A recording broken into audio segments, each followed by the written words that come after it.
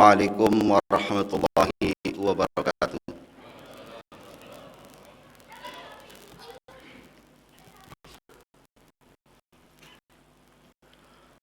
Allahu Akbar, Allahu Akbar, Allahu Akbar, Allahu Akbar, Allahu Akbar, Allahu Akbar, Allahu Akbar, Allahu Akbar, Allahu Akbar, walillahil hamd.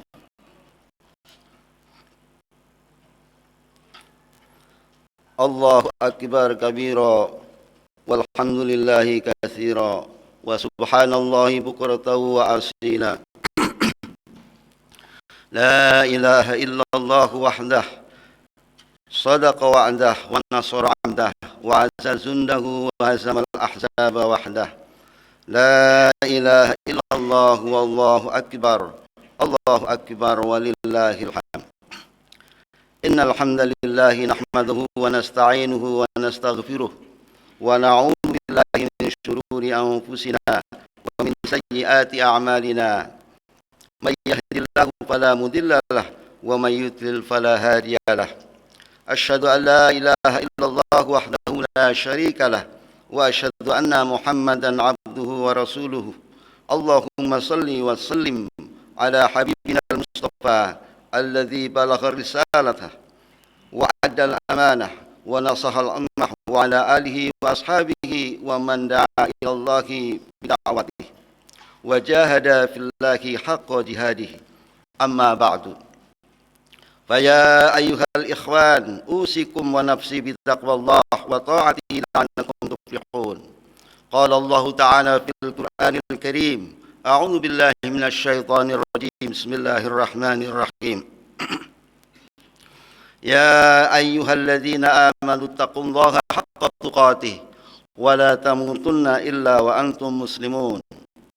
Ya ayyuhalladzina amanu taqullaha wa qulu qawlan sadida yuslih lakum a'malakum wa yaghfir lakum dhunubakum wa may yuti'illaha wa rasulahu faqad faza fawzan 'azima.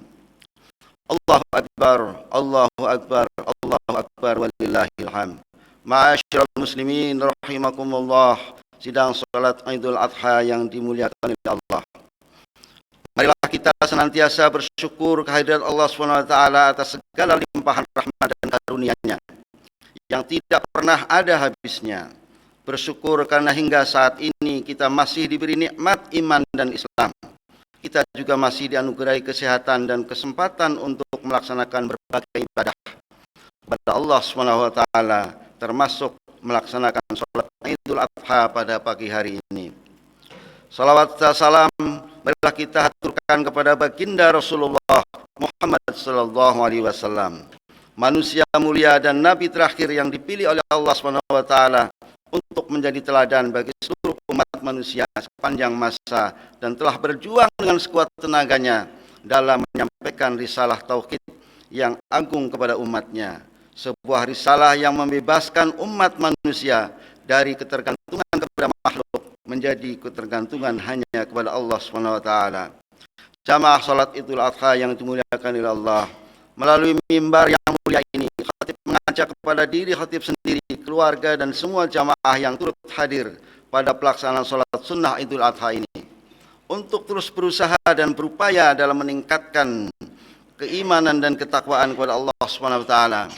Karena hanya dengan modal takwa kita semua bisa menjadi hamba yang selamat, baik di dunia maupun di akhirat. Hadirin yang dimuliakan Allah SWT, hari ini adalah hari yang penuh dengan kebahagiaan dan keberkahan. Hari di mana ratusan juta kaum muslimin, bahkan miliaran kaum muslimin menggemakan takbir, tahmid, tasbih dan tahlil.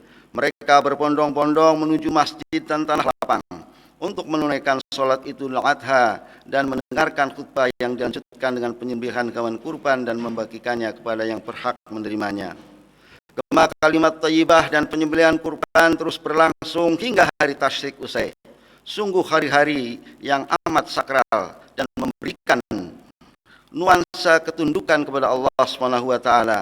Sementara itu di tanah suci para jamaah haji terus berdoa tiada henti seraya melantunkan kalimat talbiyah, labbaik Allahumma labbaik, labbaik la syarika laka labbaik, innal hamda wa ni'mata laka wal mulk la syarika lak. Mereka menjawab panggilan Allah dengan penuh kekhusyuan untuk hadir mewujudkan ketaatan kepadanya. Mereka adalah para tamu Allah yang berhak mendapatkan kemuliaan di sisinya. Kita doakan semoga mereka menjadi haji yang mabrur. Allahu Akbar, Allahu Akbar, Allahu Akbar walillahil hamd. Hadirin rahimakumullah. Pada kesempatan yang berbahagia ini, khatib mengajak kepada hadirin rahimakumullah untuk menengok sejarah masa lampau tentang ketegaran dan kegigihan Nabi Allah Ibrahim alaihissalam dalam menjalankan dan menegakkan syariat Allah yang penuh dengan tantangan dan ujian demi meraih kebahagiaan dunia dan akhirat. Melalui ibadah kurban ini, kita diingatkan bahwa hidup akan selalu diuji sebagaimana hamba Allah Nabi Ibrahim alaihissalam diuji oleh Allah SWT. Diuji dengan keluarga, yaitu bapaknya Azar yang penyembah berhala. Allah berfirman, wa idh qala Ibrahimu li abihi Azar. Ingatlah ketika Ibrahim berkata kepada ayahnya Azar, atatakhidu asnaman alihah, apakah pantas engkau menjadikan berhala-berhala itu sebagai sesembahan, sebagai Tuhan? Inni araka wa qaumaka fi dhalalim mubin. Sesungguhnya aku melihat engkau dan kaummu dalam kesesatan yang nyata. Al-An'am 74. Kenapa engkau jadikan berhala sebagai Tuhan, wahai Bapak? Kenapa engkau sembah berhala? Sembahlah Allah SWT. Apa kata sang bapak kepada anak? Jika engkau tidak berhenti mengajakku menyembah Tuhanmu, maka pasti aku akan melemparmu dengan batu. Tinggalkan aku dan pergilah sejauh-jauhnya. Allah mengabadikan kejadian ini dalam firman-Nya. Qala arahibun anta an alihati ya Ibrahim? Apakah kamu membenci Tuhan-Tuhanku, wahai Ibrahim? La illam tantahi la arjumannaka wahjurni maliya. Jika tidak berhenti mencela Tuhan yang kusembah, engkau pasti akan kulempari dengan batu, engkau pasti akan kurajam, maka tinggalkanlah aku untuk waktu yang lama. Ayat ini membuktikan bahwa Nabi Ibrahim alaihissalam diuji dengan ketidakpatuhan ayahnya untuk bertauhid kepada Allah Subhanahu wa taala. Meskipun demikian, Allah telah mengingatkan kepada kita, wa in jahadaka ala an tusyrika bima laysa laka bihi ilmun. Jika keduanya memaksamu untuk mempersekutukanku dengan sesuatu engkau tidak punya ilmu tentang itu, Allah katakan, fala tuti'huma, janganlah patuhi keduanya. Meskipun demikian, Allah memerintahkan agar kita tetap mempergauli mereka semasa hidup di dunia dengan sebaik-baiknya. Wa sahibhuma fid dunya ma'rufa, maka pergaulilah kedua orang tua itu di masa di dunia ini dengan sebaik-baiknya. Walaupun orang tua tidak diajak kepada kebaikan dan kebenaran, Nabi Ibrahim tetap sabar dan tabah. Malahan dia mendoakan agar orang tuanya diampuni oleh Allah Subhanahu wa taala. Setelah lulus ujian dengan orang tua, diuji dengan ujian terhadap umatnya, terhadap masyarakat. Ketika dakwah disampaikan kepada masyarakat, kepada umat, mereka mengatakan, wahai Ibrahim, jangan mengajak kepada kami karena kami telah mempunyai Tuhan. Kami telah mempunyai sesembahan dari zaman dahulu kala, berupa berhala-berhala yang merupakan warisan dari nenek moyang kami. Kenapa kamu mengajak kami menyembah Tuhanmu yang tidak ada dalam bayangan kami? Maka Nabi Ibrahim pun menghancurkan berhala-berhala dengan kampak yang disembah mereka dan menyisakan satu berhala yang paling besar dan menggantungkan kampak tersebut di lehernya agar mereka mengambil ibrah atau pelajaran darinya. Mendengar kabar itu, Raja Namrus dan kaumnya marah dan menghampiri Nabi Ibrahim yang diyakininya sebagai pelaku yang menghancurkan berhala-berhala sesembahan mereka. Anta fa'alta hadza bi alihatina ya Ibrahim? Apakah engkau yang melakukan perbuatan ini terhadap Tuhan-Tuhan kami, wahai Ibrahim? Demikian tanya Raja Namrud dan kaumnya. Dengan tegas Nabi Ibrahim menjawab, qala bal fa'alahu kabiruhum hadza. Bukan, sebenarnya patung besar ini yang melakukannya, kata Ibrahim. Fas'aluhum in kanu yantiqun. Tanyakanlah kepada mereka patung-patung lainnya jika mereka dapat berbicara.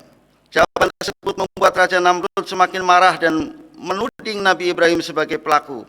Namun Nabi Ibrahim justru menjawab, tanyakan saja dengan berhala yang paling besar itu. Mungkin saja berhala yang paling besarlah yang melakukannya, karena terdapat kapak di lehernya. Saat itulah Raja Namrud membantah dengan berkata, mana mungkin patung berhala dapat berbuat semacam itu. Mendengar jawaban Raja Namrud tersebut, Nabi Ibrahim membalas dengan tegas, kalau begitu, kenapa engkau menyembah berhala yang tidak dapat berbuat apa-apa? Jawaban Nabi Ibrahim ini membuat Raja Namrud dan pengikutnya semakin marah. Raja Namrud kemudian memerintahkan pasukan untuk menangkap Nabi Ibrahim. Penasihat kerajaan menyarankan Raja Namrud untuk membakar Nabi Ibrahim hidup-hidup sebagai hukuman. Namun atas kuasa Allah SWT, Nabi Ibrahim masih segar bugar ketika kobaran api padam. Qulna ya naru kuni bardaw wa salama ala Ibrahim. Wahai api, jadilah dingin dan keselamatan bagi Ibrahim. Inilah yang menjadi salah satu mukjizat Nabi Ibrahim, yakni tidak mempan dibakar api. Nabi Ibrahim diuji kembali dengan persoalan keluarga. Kali ini beliau diuji dengan belum dapatnya momongan yang sedemikian lama.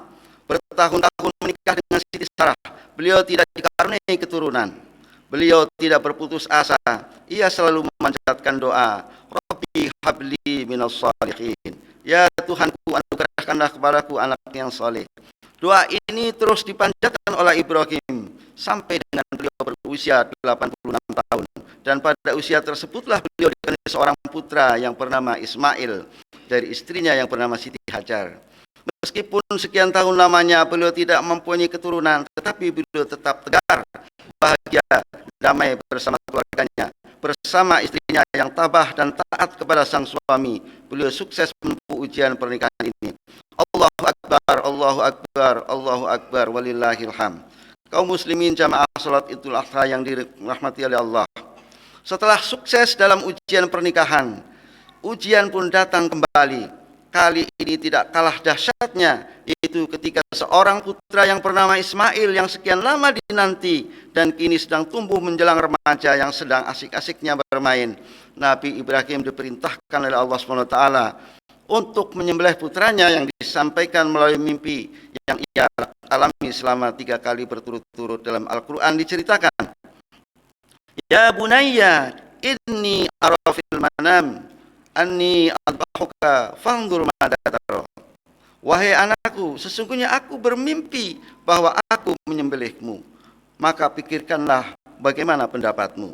Mendengar pernyataan dan pertanyaan ayahnya dengan penuh ketegaran jiwa dan kesabaran, Nabi Ismail yang masih bocah itu menjawab, If'al ma tu'mar satadiduni insyaallahu minas sabirin. If'al ma tu'mar, lakukanlah apa yang diperintahkan Allah kepadamu, wahai ayahanda Ibrahim. Ma tu'mar satadiduni insyaallahu minas sabirin. Insyaallah engkau akan mendapatiku termasuk orang yang sabar. As-Saffat 102. Sebagai sosok hamba yang taat, Nabi Ibrahim dan Nabi Ismail melakukan apa yang telah diperintahkan kepada keduanya. Dengan hati yang sedih dan raut wajah yang dipenuhi linangan air mata, keduanya harus sama-sama ikhlas dan ridho demi memenuhi perintah Tuhannya. Bahkan Nabi Ibrahim harus mengorbankan anaknya sendiri, disembelih di hadapannya dan dilakukan dengan tangannya sendiri. Ini adalah ujian yang sangat luar biasa beratnya. Namun Nabi Ibrahim dapat menjalankannya dengan penuh ketabahan, dengan penuh kesabaran dan keyakinan yang mantap, sehingga ujian ini dapat dijalannya dengan sukses dan Allah menggantinya dengan skor domba yang sangat besar. Hadirin jamaah salat Idul Adha dimuliakan oleh Allah SWT. Dari kisah tersebut kita ketahui bahwa Nabi Ibrahim telah dapat melalui berbagai ujian hidup yang sangat besar dan luar biasa, yakni beliau telah dapat menyelesaikan perbedaan pandangan ketauhidan dengan ayahnya dengan tetap menghormati dan menjaga serta memperlakukannya sebagai seorang ayah secara baik di masa di dunia ini. Nabi Ibrahim telah dapat memberikan pembelajaran dan mengajak kepada masyarakat dan kaumnya untuk menyembahnya kepada Allah Tuhan semesta alam. bukan kepada berhala-berhala yang tidak dapat menolong orang lain, bahkan dirinya sendiri, dan tidak dapat memberikan manfaat kepada yang menyembahnya. Nabi Ibrahim tetap sabar, tabah dan bahagia bersama istri keluarga tercintanya dalam menjalankan ujian menunggu datangnya karunia Allah berupa seorang putra yang kelak akan menjadi penerusnya sebagai nabi, yaitu Ismail alaihissalam selama kurang lebih 86 tahun. Nabi Ibrahim telah lulus dalam menjalankan ujian yang sangat berat dan luar biasa, berupa perintah untuk mengorbankan anaknya dengan menyembelih putra tercintanya Ismail sebagai cikal bakal disyariatkannya perintah berkurban sebagai implementasi mensyukuri nikmat Allah yang sangat banyak, sebagaimana firman-Nya, Inna a'tainakal kautsar fasholli li rabbika wanhar. Sesungguhnya kami telah memberimu wahai Nabi Muhammad nikmat yang sangat banyak, maka laksanakanlah salat karena Tuhanmu dan berkurbanlah. Ini semuanya merupakan pelajaran besar dan luar biasa bahwa hidup akan selalu diuji oleh Allah Subhanahu wa taala dengan ujian yang dialami sebagaimana yang dialami oleh Nabi Ibrahim alaihissalam. Ahasiban nasu ayyutraku ayyaqulu amanna wa hum la yuftanun. Apakah manusia mengira bahwa mereka akan dibiarkan hanya dengan berkata kami telah beriman sedangkan mereka tidak diuji? Walaqad fatanna alladziina min qablihim fala ya'lamanna Allahu alladziina shadaqu wa la ya'lamanna al-kadzibin. Sungguh kami benar-benar telah menguji orang-orang sebelum mereka. Allah pasti mengetahui orang-orang yang benar dan pasti mengetahui para pendusta. Al-Ankabut 2-3. Melalui perayaan Idul Adha ini atau Idul Kurban ini, kita diingatkan bahwa ada sosok manusia yang memiliki tipikal yang sangat luar biasa, yang dapat dijadikan tauladan dalam menjalankan perjuangan hidup, yang telah diuji oleh Allah dalam menegakkan tauhid, menegakkan syariat Allah, dan menjadi contoh dalam menempuh kehidupan rumah tangga secara harmonis, damai, bahagia, sejahtera, dan penuh ketabahan dan kesabaran, yaitu keluarga Nabi Ibrahim alaihissalam. Allahu Akbar, Allahu Akbar, Allahu Akbar, walillahil hamd. Hadirin jamaah Idul Adha yang dimuliakan oleh Allah Subhanahu wa taala. Hikmah yang lainnya dari ibadah kurban pada hari raya Idul Adha ini adalah ketika kita diminta berkurban, kenapa harus binatang ternak? Bukan harta benda yang lain, semisal beras, uang, pakaian, atau yang lainnya. Ketahuilah wahai ma'asyiral muslimin, bahwa di dalam jiwa kita ini ada dua sifat atau nafsu yang selalu berlawanan. Ada sifat baik, ada sifat buruk, ada salah, ada benar, ada hak dan ada batil, antara positif dan negatif. Sifat yang ada pada diri kita yang mengajak kepada keburukan dan kemungkaran sejatinya adalah sifat binatang ternak yang harus disembelih, yang harus ditiadakan. Binatang tidak pernah memikirkan apakah itu baik atau buruk, apakah bermanfaat atau tidak bermanfaat, apakah itu merugikan orang lain atau tidak, dan sebagainya. Binatang tidak pernah terlintas bahwa setelah kematian ada kehidupan. Binatang tidak tahu menahu bahwa apa yang diperbuatnya akan dipertanggungjawabkan di hadapan Sang Pencipta di akhirat kelak. Kurban yang kita lakukan pada hari ini adalah simbol penyembelihan terhadap sifat kebinatangan kita. Kita diminta untuk menyadari bahwa kehidupan yang abadi, yang sesungguhnya adalah kehidupan akhirat. Kalau hanya untuk sekedar hidup di dunia, maka tidak ada bedanya dengan binatang-binatang tersebut. Ketahuilah bahwa kita hidup di dunia ini harus dapat mempertanggungjawabkannya di akhirat kelak. Oleh karena siapa yang di dunia ini tidak beramal soleh, tidak mau menjadi orang yang bermanfaat bagi orang lain, maka di akhirat kelak akan menderita dan menangis sejadi-jadinya untuk dikembalikan lagi ke dunia supaya dapat beramal soleh walaupun hanya sedikit. Allahu Akbar, Allahu Akbar, Allahu Akbar, walillahil hamd. Yang terakhir ibadah kurban adalah kita diingatkan agar kita mendidik anak-anak kita menjadi anak yang tangguh seperti Nabi Ibrahim dan keluarganya, mendidik putra-putrinya dengan sangat baik. Siti Hajar dan Nabi Ibrahim adalah orang tua yang sukses mendidik anaknya takut hanya kepada Allah. Hadirin rahimakumullah, hari ini anak-anak kita tidak akan dihancurkan dengan meriam ataupun rudal, melainkan akan dihancurkan dengan teknologi yang sangat dahsyat. Ada TikTok, ada YouTube, ada Twitter, dengan iklan-iklan yang permisif, dengan internet yang menghina-bobokan dan melalaikan nilai-nilai moral dan perintah agama yang merupakan bekal untuk kehidupan akhirat kelak. Semakin maju teknologi informasi, semakin besar dan beratlah tanggung jawab kita sebagai orang tua dalam mendidik anak-anak kita. Maka mulai hari ini, Hari Raya Idul Adha kali ini, mari kita wujudkan anak-anak cicit kita seperti Nabi Ismail alaihissalam. Kita wujudkan generasi yang takut hanya kepada Allah, yang rajin beribadah, rajin sholat, rajin membaca Al-Quran, dan berakhlakul karimah tanpa melepaskan keahlian mereka di bidangnya masing-masing. Barakallahu li wa lakum fil Qur'anil azim wa nafa'ani wa iyyakum bima fihi minal ayati wa dzikril hakim. Aqulu qali hadza fastaghfirullahal azim innahu huwal ghafurur rahim. Innallaha wa malaikatahu yusholluna 'alan nabi ya ayyuhalladzina amanu shallu 'alaihi wa sallimu taslima.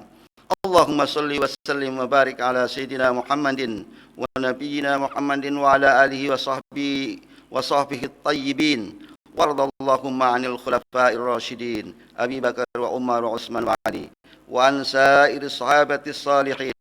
Allahumma ighfir lil muslimina wal muslimat wal mu'minina wal mu'minat al-ahya'i minhum wal amwat innaka qaribun mujibud da'wat.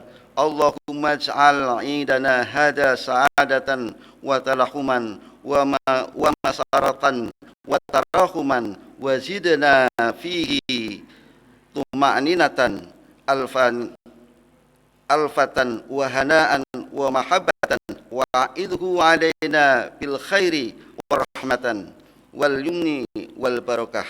Allahumma ij'al mawaddata shimatana wa badlal khairi lin nasi da'mana. Allahumma antis sa'adata ala watanina wanshur bahjatan fi buyutina wahfidna fi ahlina warhamna wa akramna bi karamika fid dunya wal akhirah. Rabbana zalamna anfusana wa illam taghfir lana wa tarhamna lanakunanna minal khasirin. Rabbana atina fid dunya hasanah wa fil akhirati hasanah wa qina adzabannar wadkhilna jannata ma'al abrar ya aziz ya ghaffar ya rahman ya rahim ya qahhar wadkhilna jannata ma'al abrar ya aziz ya ghaffar. Ibadallah, innallaha ya'muru bil 'adli wal ihsan wa ita'i dzil qurba wa yanha 'anil fahsya'i wal munkari wal baghi ya'idukum la'allakum tadhakkarun. Fadhkurullahal 'azim yadhkurkum wa la dzikrullahi akbar. Assalamualaikum warahmatullahi wabarakatuh.